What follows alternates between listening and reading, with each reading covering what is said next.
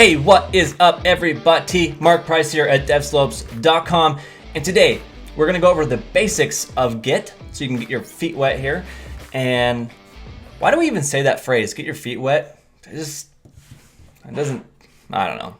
We say a lot of dumb things here in America that don't make sense, never really think about them. Okay, so what I want you to do is Command space and open up your Finder here, your Spotlight search, and type in terminal.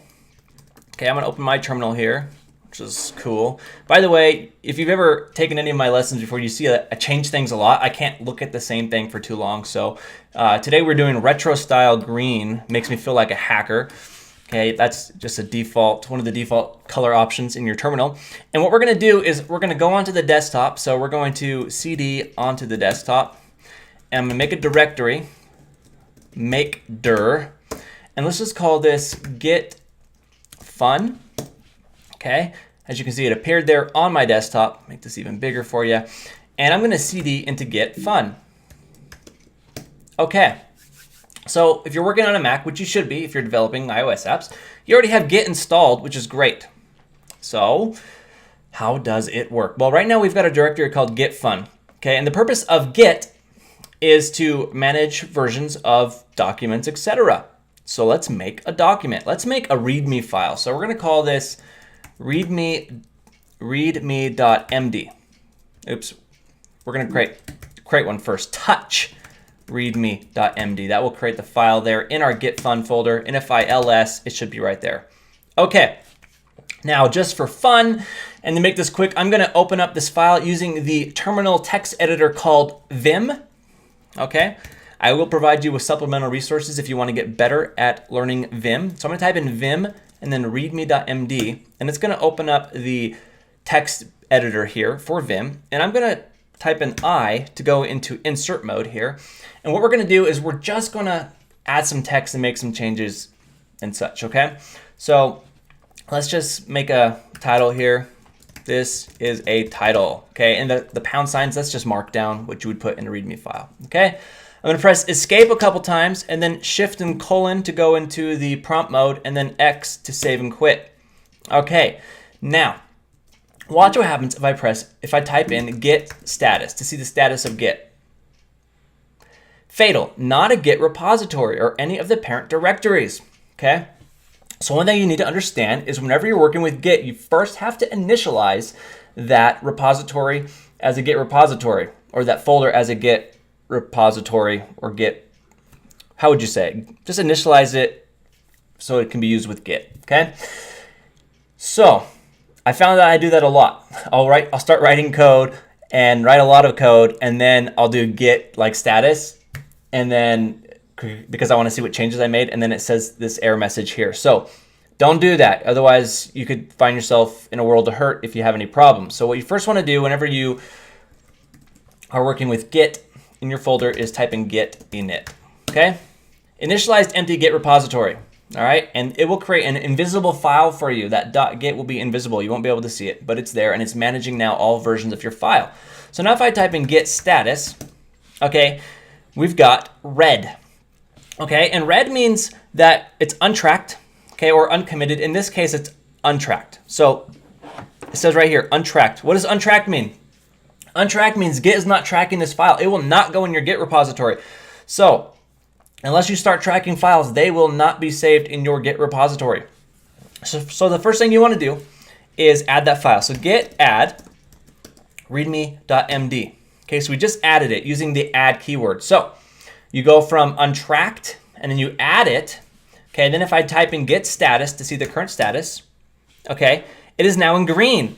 And it says new file readme.md, changes to be committed. So we haven't even committed this file yet, okay? What we've done is we've added it to tracking, so now we're tracking changes, but we haven't committed it yet. And every time you make a commit, it does like a timestamp, bam.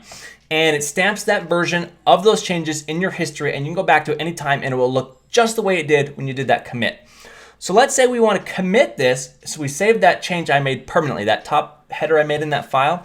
So what I'm going to type here is git commit -m, and -m is a message. You always have to give a message, and then in quotes here, we're going to say first commit and press enter.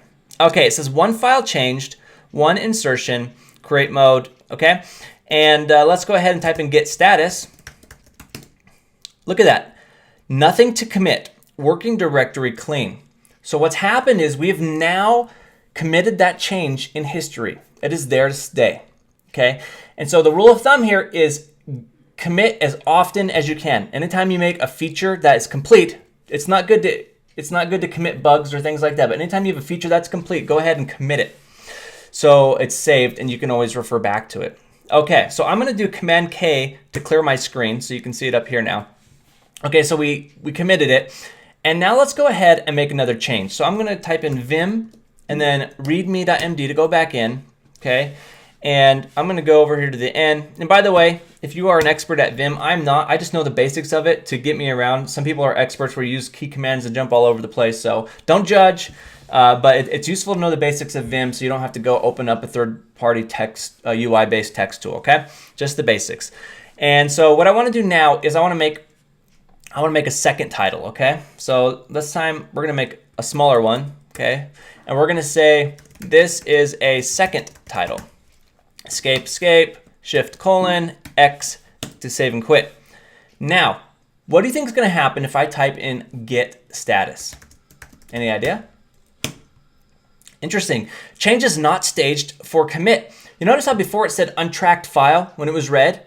This time it's not saying untracked. We're still tracking the file, but this time, okay, this time it says modified. Change is not staged for commit. So now it's red saying, hey, you made changes, but you haven't committed them yet, which is really interesting.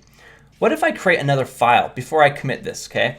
What if I say touch, and let's say, let's create a JavaScript file. So we're gonna say code.js, okay?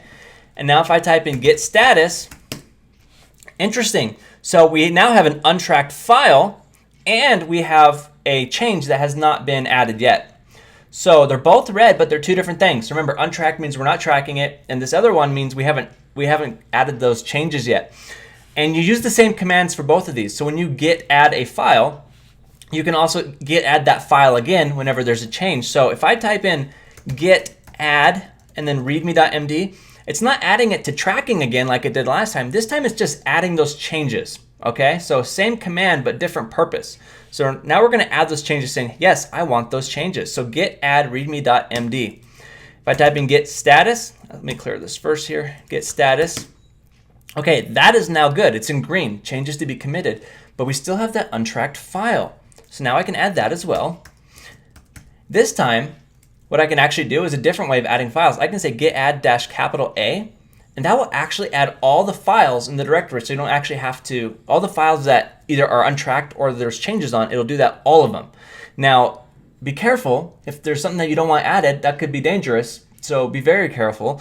But this is very common for developers to do because when you're usually committing, you usually want all those files. So we're gonna say git add -A, and if I do git status, okay, changes to be committed. We've got the modified readme.md, and then we've got the new file. It's telling me exactly what I did. So the next step is to what? Is to git commit. So git commit -m, and we're gonna say modified readme and added code file, okay? And there we go, 2 files changed, 2 insertions, Command K to clear. And now if I git status, nothing to commit, working directory clean. Okay, this is really cool. So my files are good to go. And what next? Well, let's say that actually that was a bad change. My boss is like, you idiot, why did you add that second header in there? We only needed 1. God. Well, luckily, since I'm using version control, which you should always be using, I can work some magic. I don't have to go into the file and delete it or anything like that. And let's pretend there was 10,000 lines of code. It's a lot different than 1 or 2.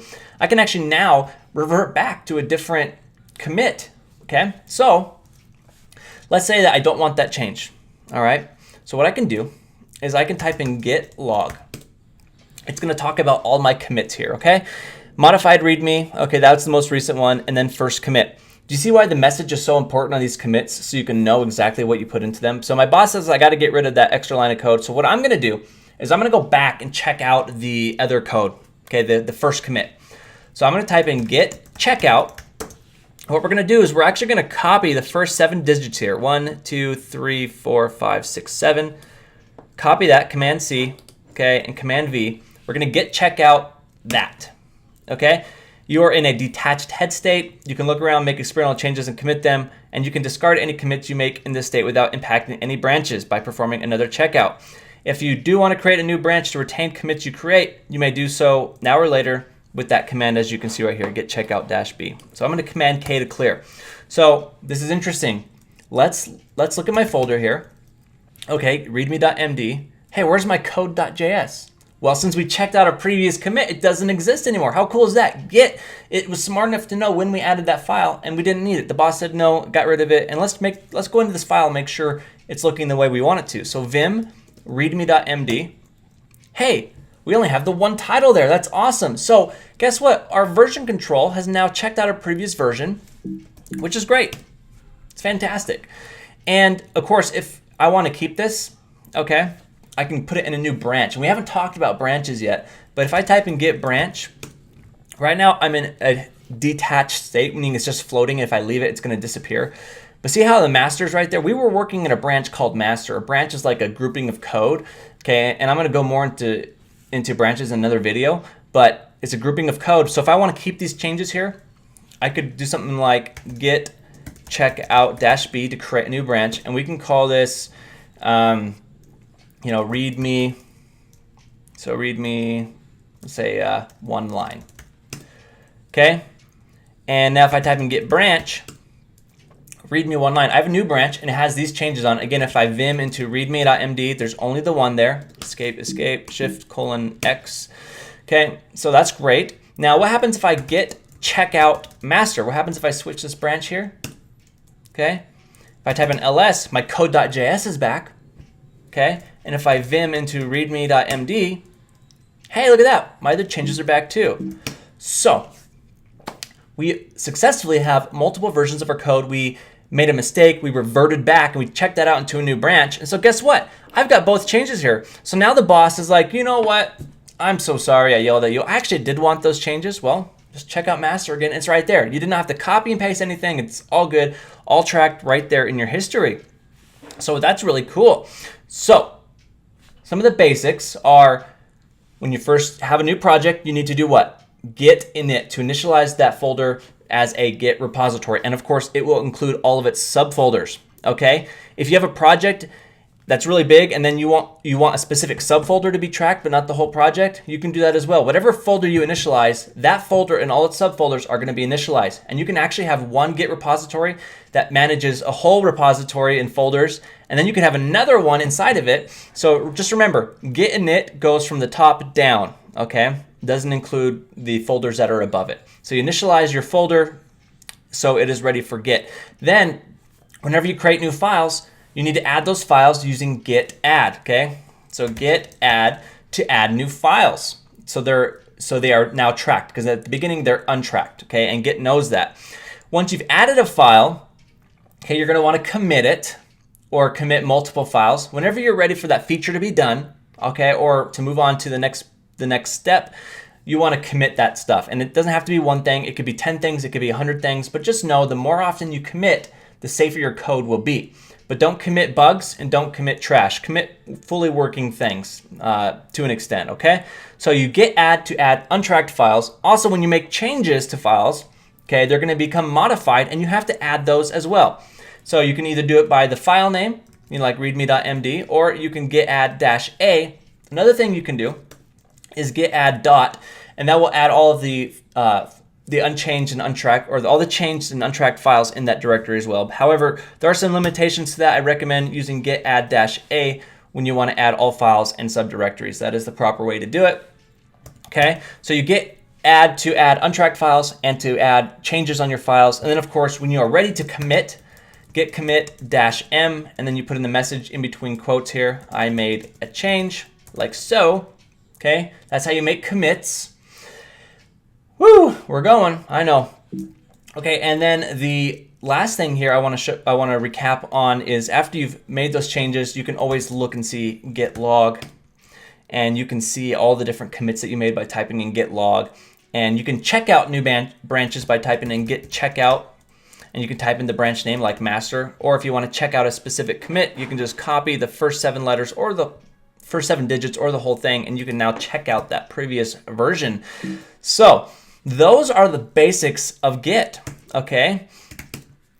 Very powerful. Already with this knowledge right here, you can start tracking your code and prevent yourself from having mistakes. Now, we haven't talked about pushing this up to a server and pulling down changes, which we will talk about in later videos here, but this is just the basics. So what I want you to do is from now on in every single project, git init whatever project you're working on and start adding files and making changes. A lot of new developers will commit before they add, and you can't do that. You've got to add before you commit, and always, always, always type in git status. Before you add, type in git status. Before you commit, type in git status. This will tell you exactly where your code is. And sometimes people forget to do things and they make mistakes and then they go on and overwrite code. So always do git status to see the current status of your changes and your repository. That's it for now. Mark Price at devslopes.com. Let's move forward. And remember, to get your free live help, go to devslopes.com and click on the chat room. We have thousands of students in there helping each other out. Also click on the forums. This is where you can search for answers to your code problems, and you can also post your own issues. So head on over now.